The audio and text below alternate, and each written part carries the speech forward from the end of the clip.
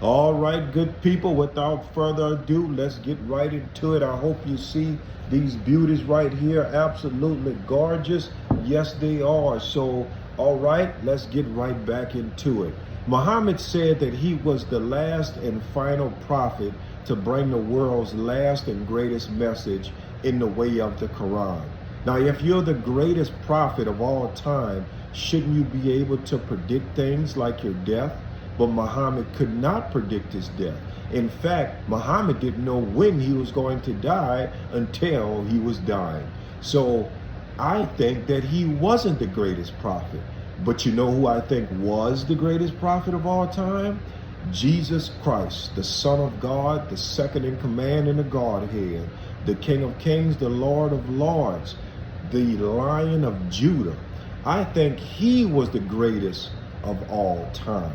I think he was the Son of God, and he did predict his death, and he predicted his death more than a few times. He repeatedly, consistently predicted his death in Matthew 17:22 and Matthew 16:21, in Mark 8:31, Mark 9:31, Luke 9:22, Luke 18:31, John 2:19 through 22, and that's just a few.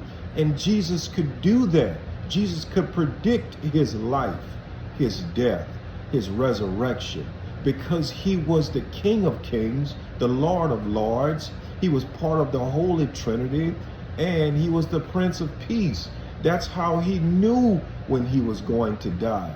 Muhammad didn't know when he was going to die until he was dying. What we can say about Muhammad is he's a liar, he was a warlord, he was a pedophile, he was a thief.